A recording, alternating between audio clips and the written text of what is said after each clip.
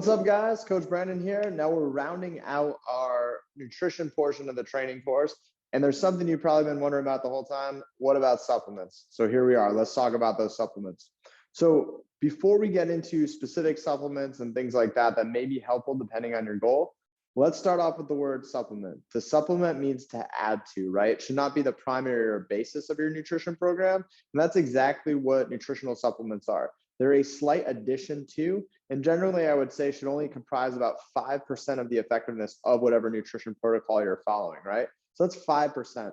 The reason that they're so popular and ubiquitous is that they spend all their money on marketing, all these nutrition supplement companies, right? So they're everywhere in terms of advertising. They spend a lot on ads and things like that. So you usually assume that they're the kind of missing link that may be helping you get through.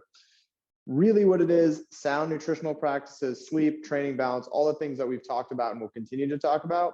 But some supplements have actually been proven in studies that are done at universities, not studies paid for by the supplement companies, big difference there, to be efficacious and actually have an impact on the outcome.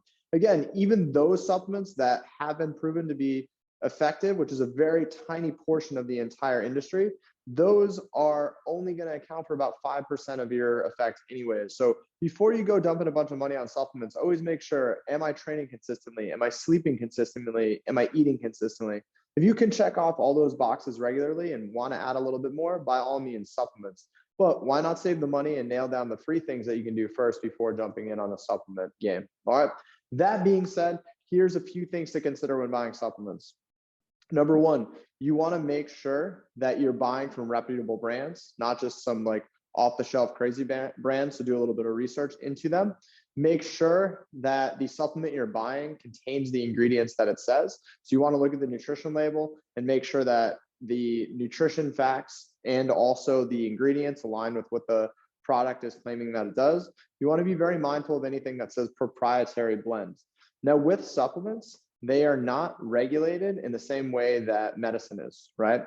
So the only thing that supplements have to guarantee when they get made, not that they do what they say they do, but that they don't cause any harm, right? So the only qualification for patenting a supplement and putting it out there is that it doesn't kill you. It doesn't actually have to do what it says. So they can claim anything on there. It could claim it would make people 6'5" or something like that instantly. So whatever's on the bottle doesn't necessarily mean it's going to happen. It just means that it won't get you sick if taken in the recommended amounts, right?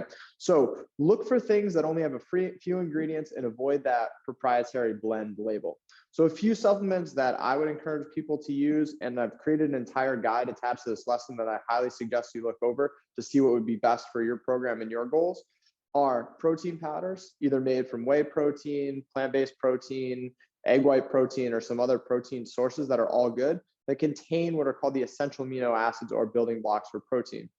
As with most food items we put in, the less processed, the better. So you want to look for a product that has a good reputation in terms of its review scale, and that also has fewer ingredients. It's more pure, it's closer to the original intent of the supplement. Protein supplements are not necessary if you're getting enough adequate dietary protein from the food you're eating. But if you find it challenging to meet your protein gram count on a daily basis, then a protein powder is an easy way to get an additional 20, 40, 50 grams even in a day in a fast and transportable way. Again, do research. Don't just listen to the person at the supplement store because they're generally trying to sell their product or pitch you. Do your own research, be informed, and make a good decision on protein powders.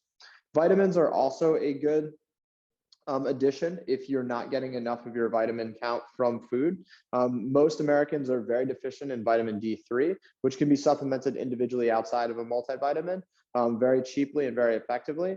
It's an extremely important vitamin for energy production, mood, a whole host of things. So most people are deficient, even those that live in sunny climates. So I suggest that as well. One thing always to consider with supplements is this idea of bioavailability. So you might see on a label where it says like 300% of your recommended daily value or RDA of vitamin D or whatever. That's great. That's what's contained in that pill, but that doesn't necessarily mean how much your body's going to absorb. And that's the bioavailability of that, or absorbability in your body. So some things have horrible bioavailability, like branched chain amino acids, which are a popular sports supplement, for example. They claim to have, 300% of your amino acid profile for the day, building blocks of protein, all that kind of stuff. but sometimes the bioavailability is less than 5%. So you're really not getting much out of what you're paying for. So something to be mindful as well. If your goal is to gain muscle or get stronger, one of the most efficacious and most studied sports supplements is creatine monohydrate. And creatine monohydrate is very cheap because there's really not too much you can do to it outside its existing form. So people have studied this countless times for both safety and then also efficacy. And it's been shown to produce a 5 to 10% increase in strength and performance, which leads to increased muscle mass if that is your goal as well. So creatine monohydrate is a great one if you're trying to build strength or muscle. Check out the supplement guide that I put together, and that'll break down how much to take, when to take it, things like that. A lot of people are also deficient in omega-3 fatty acids in their diet, which are primarily found in cold water fish, but can also be made from flaxseed, things like that. So I suggest a higher quality, more expensive, usually refrigerated, or look for cold pressed omega-3 supplement, also known as fish oil, like that. I have a few brands that I'm, pretty familiar with, and I recommend as well, included in that supplement guide. So recommend that. Now, although there's a lot of pre-workout supplements on the market, but ultimately they really come down to two things that are actually efficacious in them in terms of ingredients. That's good old caffeine and beta-alanine. Caffeine, obviously, we're all familiar with drinking coffee or tea. That's going to increase alertness and focus. So that's important for pre-workout, especially if you might not have gotten the best amount of sleep or you just want to get a little bit heightened for the workout. And beta-alanine is a vasodilator that increases blood flow, which can be helpful pre-workout as well. But other than that, most of the stuff they throw into pre-workout supplements makes you feel really jacked up, but the crash is really bad after. And they also sometimes put a lot of sugar in them, so you want to avoid, right? So again, if you want to see the complete list that I recommend in terms of like the minimal effective versus other things you can experiment with that have actually shown to have an effect, check out that supplement guide that's attached to this lesson. Now, let's talk about the things that you want to avoid, right? Pre-workout supplements that I just mentioned, most of them are full of a bunch of junk. They might have as much as 300-400 milligrams of caffeine in a single serving. To let you know, caffeine has a half-life of 6 hours. So if you have that 400 milligrams of caffeine after work before going to the gym at 5 o'clock, at 11 o'clock at night, you're still going to have 200 milligrams, which is equivalent to a full cup of coffee in your body when you're about to go to sleep. So no good. Other stuff in there is basically junk. It's going to cause jitters. It's going to cause a crash. So, and you're going to be throwing a bunch of money away on it when caffeine and beta-alanine are really, really cheap. So that's something I would avoid generally. Another supplement in the muscle building area are testosterone boosters or test boosters.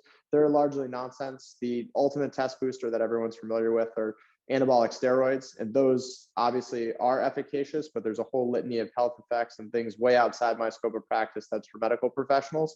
But the over-the-counter testosterone booster supplements have a very mixed bag of control in terms of the ingredients that are actually used and efficacy. So I would suggest mostly avoiding those.